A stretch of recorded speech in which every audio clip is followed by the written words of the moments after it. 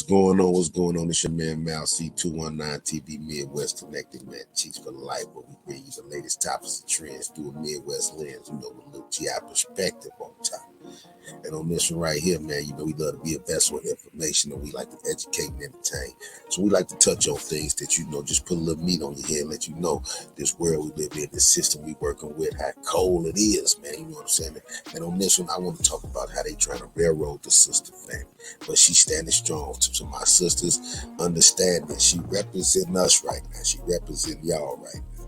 It is what it is, but they coming for a hit. It's funny how none of this came up till she got on the ones that's trying to overturn the thing with Trump. When she tried to overturn these Trump votes, trying to do anything with getting Trump stopped and locked up. Now she's a target, which is show you big bank take look back in that game. That's how this happened. It's about learning to play the game, man. Learning to play the game, since I started selling, me selling life insurance really makes me look into that other world against that stocks and acting. But anyway, but I wanted y'all we gonna check out this video real quick, man, and see how the sister Fannie, they standing strong. But on this one, they kind of this little part of the case, they trying to see what's up with the money. What she was doing with the money, where she was spending the money, where she's getting the money from. You know what I'm saying? They don't believe that she, you just got this. So if they can't get you this way, they get you this way. So what I'm loving about this is you got lawyers trying to get another lawyer. Because Fannie used to be a lawyer. She's a DA. So you got a lawyer trying to get a lawyer. Now it's all about wordplay. It's all about wordplay, you know what I mean? Because they already kind of know what they doing, so they literally playing chess in there, it's like it's save your own, So they came at her, man. But look, what y'all think? Drop something in the comments, man. Because I think Fannie holding her own, bro. We about to see it go down. Get your popcorn, baby. Get your popcorn. Stop. John, you correct? Yes, sir. I would like to tender this as an exhibit. They gonna use whatever they can. Number 22. Is that your copy? It is. All right. What exhibit is that going to be? 22. It's a book that I'm making the is that evidentiary contribution here to this. Now, well, I guess you're tendering it. Is it with position of the state? That objective to the relevance of this point. There's no relevance to this one. Mr. Gill, are you using this to confront her with prior statements? Yes, Your Honor.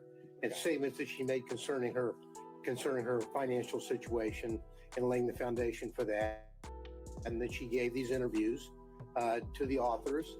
And so this would document that, and we ask her, get this in the record, ask her questions about it.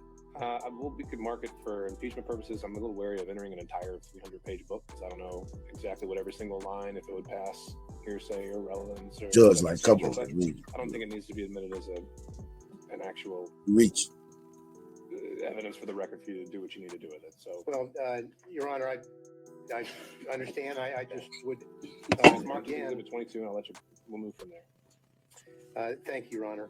Now, you were asked a little bit about this book before, correct? I think Mrs. Merchant Ms. Merchant did. asked me some questions, yes. And you gave about 6 interviews to the authors of this book in the sit down? No, sir. You didn't. No. Was it? She answered how many interviews she gave in her opinion. How many, in your opinion, do you believe you gave, and how long did they last? 2 to 3, maybe 20, 30 minutes. So your testimony is at most, you think that you gave maybe an hour to an hour and a half's interview to the authors of this book? Oh, you mean in total? In total, yeah. Maybe, yeah. Anywhere between, definitely not more than 2-ish hours. Okay.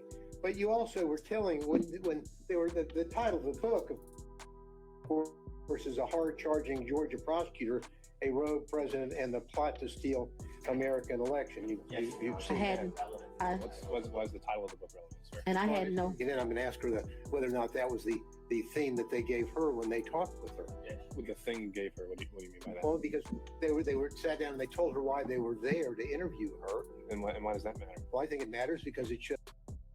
Fannie looking a little stressed out right there, though. Look at her. She's a cute little old head, 50s, man, but she looking stressed out. But look at her. She's strategizing. But they want her to give her version of what her life story is. This is almost a life story of her. So that's why it's relevant. But if the court thinks it's not, then No, it could be relevant to your issue of the forensic misconduct that has been alleged, and maybe some of the motives at play when it comes to forensic misconduct. But I'm not seeing, again, what we're here for today was the relationship and/or any financial elements of it. correct. Well, I think it clearly relevant to the forensic misconduct, also relevant to the personal. You're like, injury man, in what terms that of got to do finances. with this, bro? Let me. if I didn't make can, 10 cents off that book. Pardon me? I didn't make 10 cents off that book. I Didn't didn't. ask whether you made any money. Okay, I just. Didn't ask whether you made any money. Do you have any other statements that she hadn't already been confronted with by Mr. Merchant? She quickly, now you see, she jumping out there like, before you even ask, my finances, I ain't had no money, I ain't make no extra money, because that's what he's going to allude to. Because if they can't get you for this, if they can show that, and you know, most of us as black people, they know we'll put some money. Well, other than I want to focus on when you were telling them about your financial straits and you're living kind of month to month, that is what your financial status was back in 2018 after your election. Mr. Glenn, we covered that at length. And you're at the end of the line. I'm sorry about that, but we've got to find new ground. Lloyd, like, come on, man. Give me some. Let me move on to my point here. So the point is that what you're telling us is that you were in financial straits, but really that your testimony today is you had a cash hoard of maybe up to $10,000 in cash where you laid your head at night so that you would dip out and there would be no record of it, correct? That's not what I'm telling you, sir. That's not at all what I'm telling He you. said, dip What out. I'm telling you is that throughout the course of my life, I have always kept cash in my house. That cash has ranged from times, my father would probably be ashamed of this because he would say it should be more. But that cash at times has ranged from $500 to maybe $9,000. And he would be like, that is not what I told you to do. I've always had that amount of money. What I've told you is that when I travel, you do better negotiating when you travel. If you have cash, you go to get the cab. They say, "Oh, we're gonna charge you $300 for the day." Well, I got American cash. Will you take it for $150? And so it's my practice to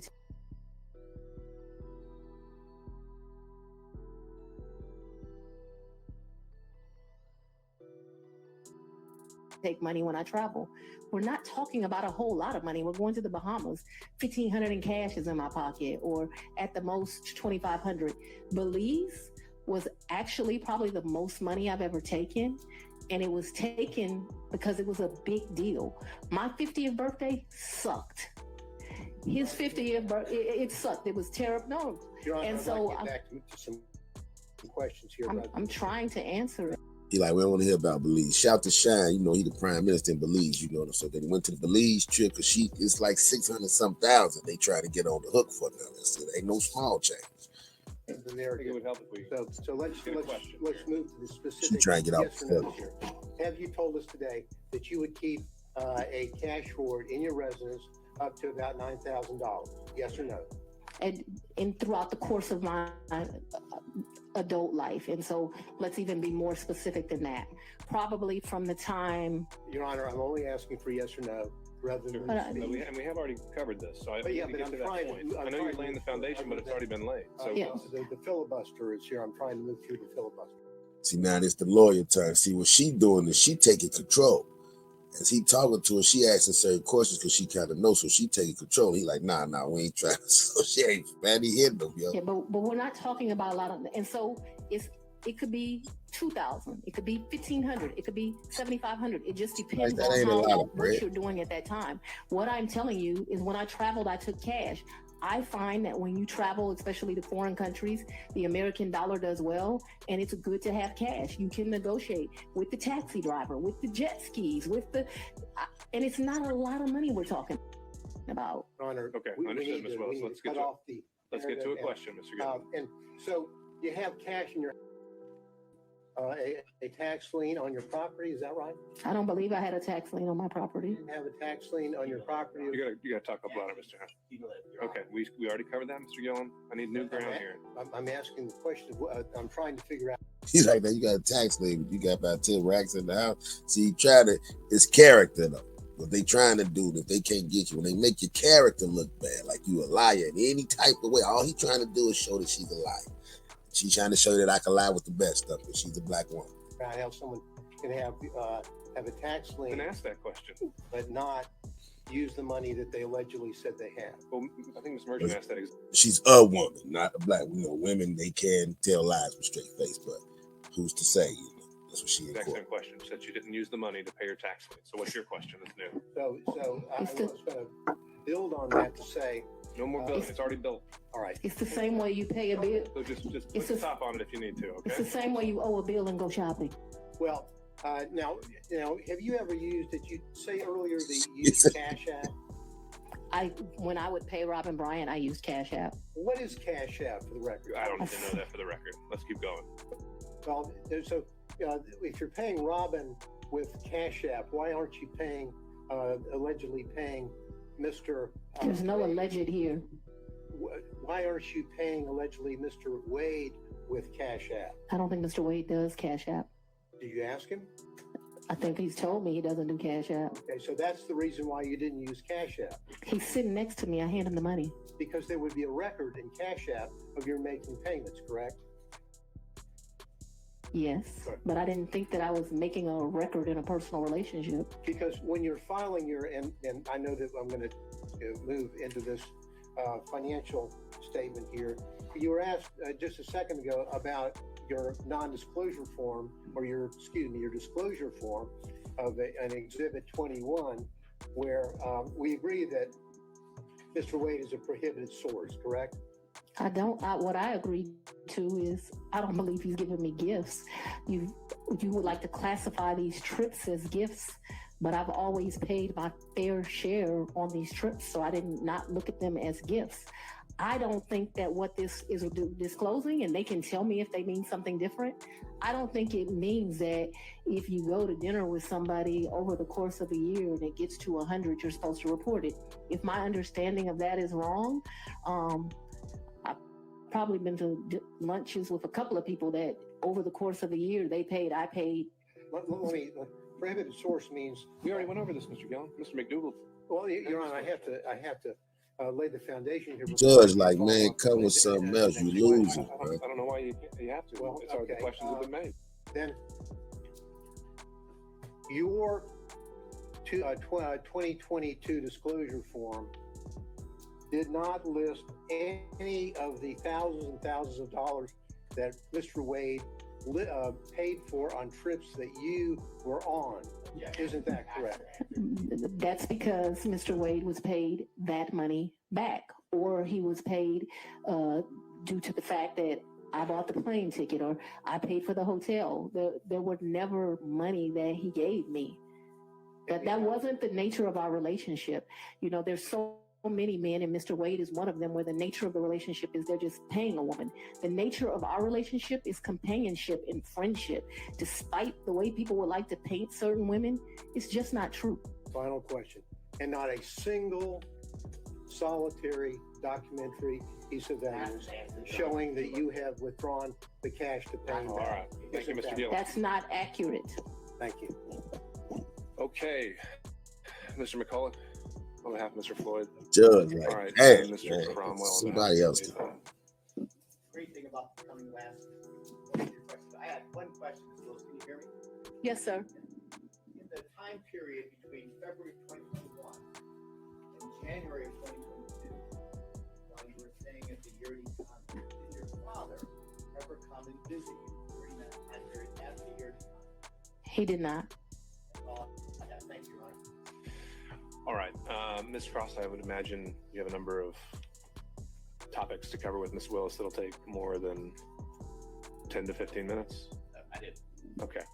Then I think we've reached a stopping point for today. And so, Ms. Willis, I'd ask you to step down now. And I'd also remind you that you're not to discuss your testimony or that of any other witness. Back here. And we'll begin again at 9 a.m. We'll do 9 a.m. this time tomorrow. Before we recess for today, I want to check in on logistics, and I'll ask Ms. Merchant once the testimony of Ms. Willis has concluded. And I do apologize. Hannah.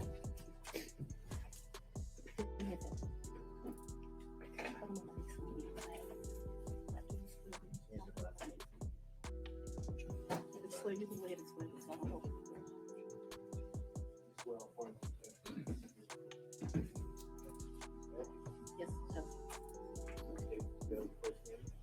Yes, sir. District Attorney Fannie, F-A-N-I. Last name is Willis. Ms. Willis, how did you know to come into the courtroom right then? There were people I was pacing in my office. Okay. And I heard someone yell, "His testimony is done." It only made sense to me that I would be your next witness. And I've been very anxious to have this conversation with him today. So I ran to the courtroom. So as soon as you heard that Mr. Wade was done testifying, that's when you just assumed you would be the next witness? It only makes sense. Did you listen to any of the testimony? I've been in my office pacing, ma'am. Did you listen to any of the arguments? I did hear the argument this morning. It's ridiculous to me that you lied on Monday, and yet here we still are. And I did listen to that argument. All right, so that was it, just the argument. Fannie a little sassy. I listened to the argument this morning where Adam Abadi, I thought, did an excellent job pointing out how dishonest you were with the court on Monday. And I'm actually surprised that the hearing continued. But since it did, here I am. Right. So let's just talk about what you did in preparation for today. Did you meet with Mr. Wade at all? Once the motion was filed, did you meet with Mr. Wade and talk to him about the motion that I filed to disqualify you? On this first January motion? Yes. I don't know if you could say talked about. I probably had some choice words about some of the things that you said that were dishonest within this motion. So I don't know that it was a conversation. As you know, Mr. Wade is a Southern gentleman. Me, not so much.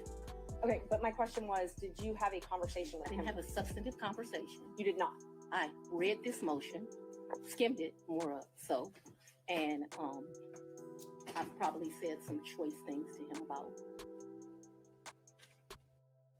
some of the lies that were told. Okay. And then printed in the media because, we used to be in a date and time where you had 60 Minutes and people did stories and they verified information, and you had this great reporting. But it seems today that a lawyer writes a lie and then it's printed for all of the world to see. Well, I just want to make sure that you answer the question I asked, though. So my question was... Overruled, Mr. Abadi. I told you what happened. I read the motion. I am sure I told him what my opinion of it is. Okay. And past that, we had no substantive conversation. You did not? Okay. Is there something you didn't understand? No, I just wanted to make sure. Fannie like, look, bitch, you know what I'm saying? I just told you. that you did not have a meeting with him in the conference room to discuss the motion. Next question, No. Ms. Marshall. So in the conference room of my office within this week, you produced some financial document. That financial document was given to me, something, and I'm not even sure who's given it to him by me or Mr. Abadi gave it to me. And I think he showed me a document in our conference room. But as far as a substantive conversation, I don't believe I've had any conversation with him that is substantive related to this. Okay. I have had conversations with him since you filed the motion, but they wouldn't be substantive to this. He sent me very nice sermons that have been done. And so we've had conversations about, did you listen to that sermon? Things of that nature. And I would say they were in relationship to this because I think he did it to be kind. Okay. Let's start back.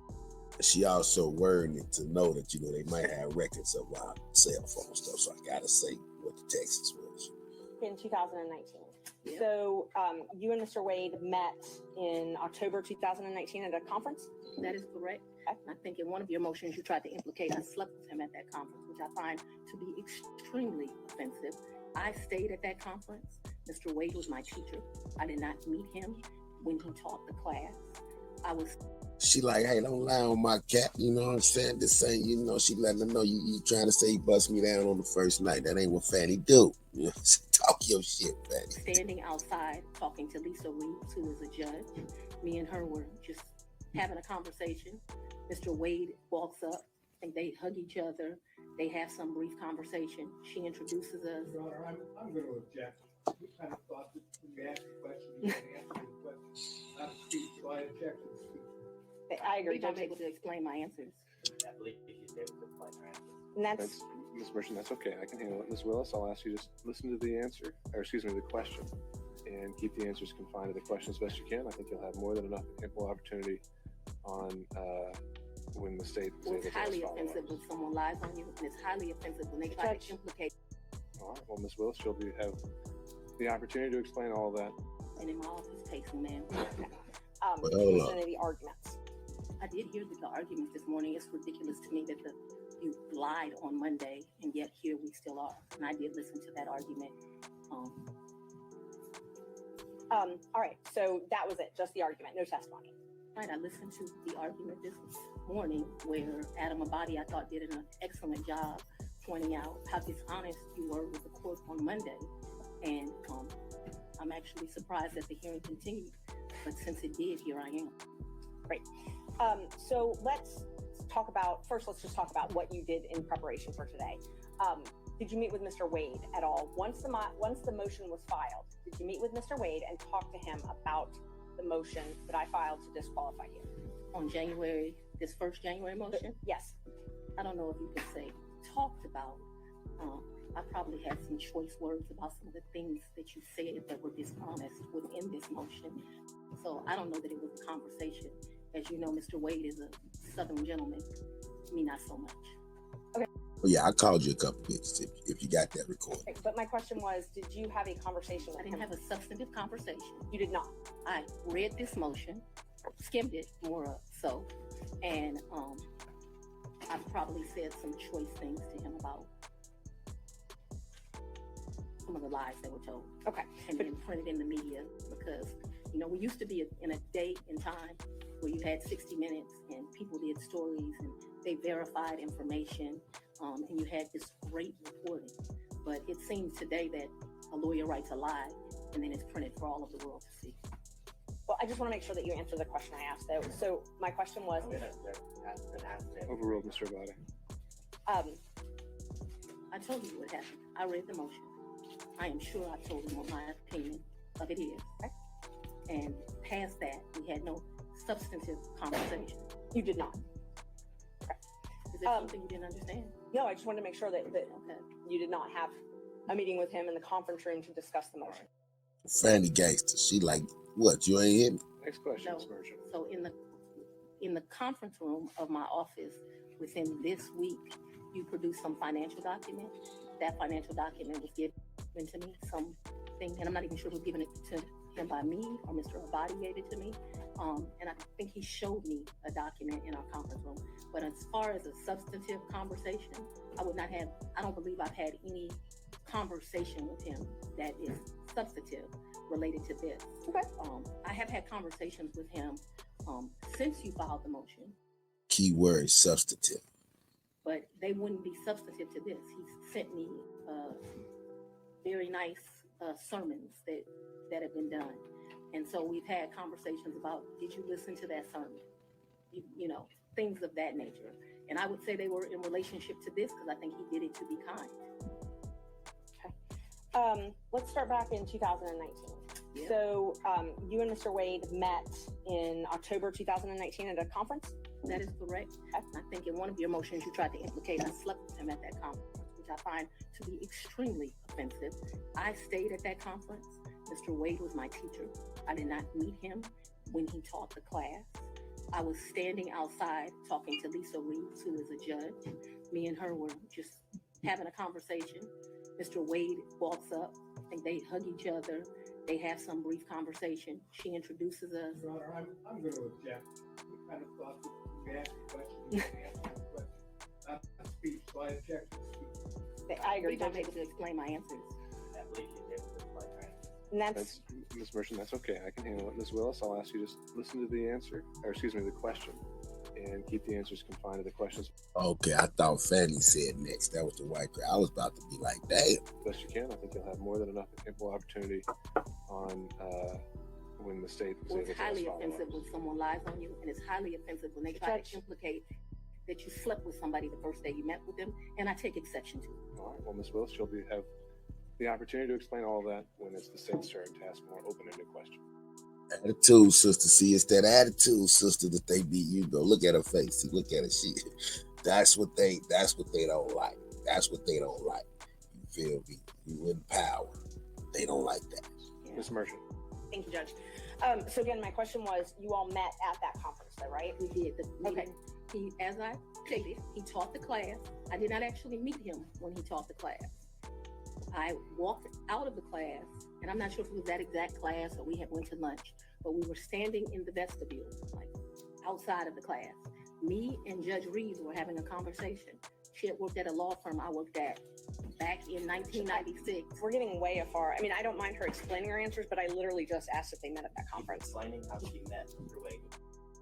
Exactly the question. They taking control of the conversation back. Asked by Ms. Merchant. It was These answers are more than appropriate. Ms. Merchant, if you want more concise answers, perhaps you could lead the witness. I will. Thank you, Judge. Isn't it true that you met Judge, like, okay, well, do your job a little better. Get to the point. Mr. Wade October 2019 at the judges We conference? haven't gotten to the point where Ms. Willis should be treated awesomely. I think we And have. I very much want to be here, so I'm not a hostile witness. I very much want to be Not here. so much that you're hostile, Ms. Willis, it'd be an adverse witness. Your interests are opposed to Ms. Merchant's. Thank you. Merchant's interests are contrary to democracy, Your Honor, not to mine. All right, let's Judge, proceed. I just ask that We we. can keep things moving. Ms. Merchant, Thank- next question, yeah. please. She got him on the road. She got him stuttering. My man, like, come on, keep it moving. Okay, so we've confirmed when you met. After that, isn't it true? No, I need to explain this, and I think I get to explain my answers. When I met him, Judge Reeves introduced us. He handed me his business card. I'm unsure if I handed him my business card, but we exchanged information. He said, if you ever need any help, give me a call. And he walked to the parking lot. So after that, you started dating shortly thereafter, correct? A lie. That's one of your lies. Do you know Robin Yurdy? I know her as Robin Bryant. I knew her. So Robin did not go to my college. She went to the college of, I went to Howard University. She went to Morgan State. I met her through some people I knew. In college, we hung out. Shout a out. bit. Not much because she was in Baltimore and I was in Washington, D.C. But we hung out a bit.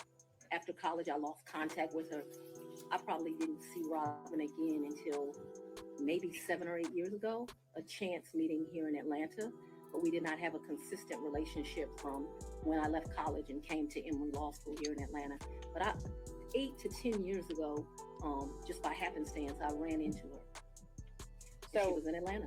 You have been friends with Robin for 30-something years. Did you hear my answer, ma'am? Yes, and I'm asking if you've been friends with her for 30-something years. I've known her for 30-something years.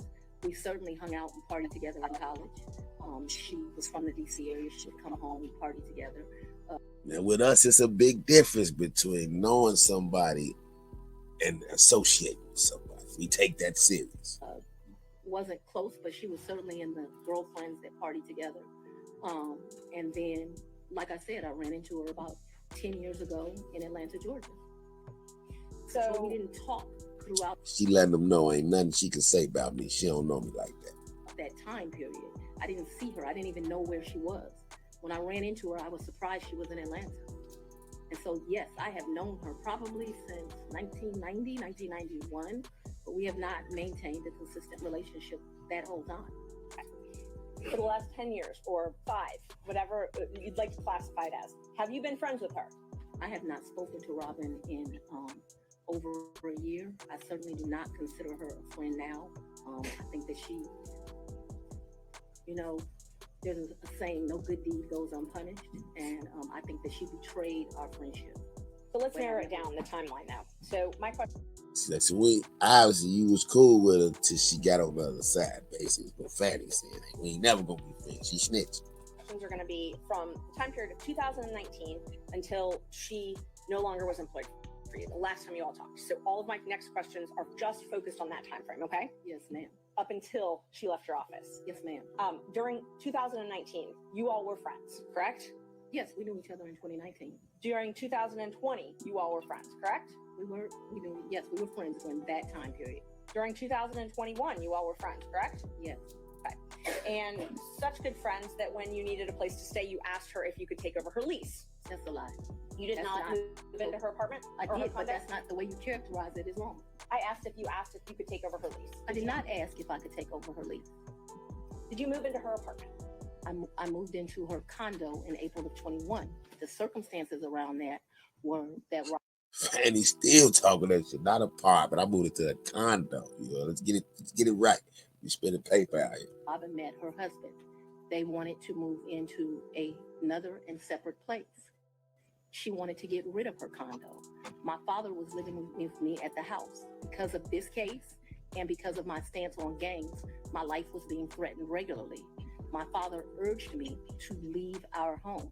At the same time, as luck would have it, Robin wanted to give up her lease because she wanted to move in with this new man she met, who eventually became her husband. And so, as life circumstances worked, my dad was begging me to leave the house. He was afraid for me, afraid for his grandchildren. She wanted someone to take over her lease so that she didn't, have to pay a fee or get abandoned. And so, I don't remember when, but probably March or April of 21, I moved in and take over her lease. And did you pay her or did you pay the leasing agent? No, I don't even know who the leasing agent was. I paid her. You paid her. Did you pay her cash or did you use a card? There were some times that I would give her cash, but mostly I paid her via cash app. That would be the most convenient thing. So I would not only give her rent, but then like when the See, they back to the cash because they know that's the only thing they really got on the ropes with. utilities would come in, whatever the utility was, she might be like, I need $70, I need $100, whatever it was. And we never had a problem with money. Whatever she told me it was, I never asked to see a bill. I never questioned her. I just gave it to her. What percentage would you say you paid cash versus cash out? Oh, most of the vast majority was cash app. I don't know what percentage. I'm not gonna guess that. The vast majority was cash app. But there would be times she would say, this bill came in at $70. It was $70. Did you have a monthly rent amount that you paid her? I can't remember. It was $1,400, $1,500. I can't remember what it was, and it would vary, which I don't understand to this day. But like I said, I never questioned her. When did you move out? She said it was. That's what I paid.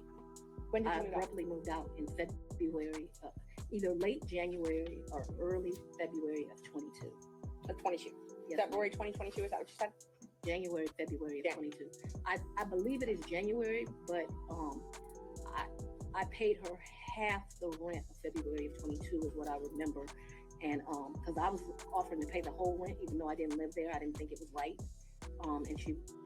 I ended up just paying her half the rent. So that's after you moved out. You said you paid her half the rent. Okay. And the time that you said you had to move out of your house because you were scared, did your dad stay there at your house? My father was concerned. Yes, we were both concerned. Okay. But he remained there. My father's 80 years old. He would have been 79. He was scared to death of COVID. You have to go back to when this was. My father's an older man. I wanted him to move out. We had some discussions about him moving out, and what he decided was the risk of COVID was more dangerous than the risk of the people that were threatening. Typical man, more worried about his daughter and his grandchildren than his own safety. You'll get to meet him and you'll understand he doesn't scare too easily. So his grandkids were living at the house as well at that time? Well, I don't know how old your children are, but when you have adult children, they leave and they come back. They leave and they come back. So there have been periods of time that they're there, they come, they do whatever they want to do. Children do what children do. As long as their mother has a house, they'll come to it. Unfortunately, now the threats because of this case have gotten so extreme. I just pay a mortgage and no one lives there. And that's what I was going to ask you. So when you moved out in, I think you said April 2021, you left your dad and your two kids at the house? My dad and my two kids were not at the house. They were not. Okay, so they didn't still live at your house. My youngest daughter certainly did not live there. Okay. My oldest daughter would come back and forth. I can't say month for month when she was there or when she was not there. I know that she has been there post me moving out.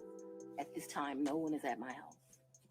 So at some point after you moved out for the safety reasons, at least one of your children did come Ms. back. Merchant, to can we us. get to either the Yeah. relationship or the Sure. financial benefit? Yes.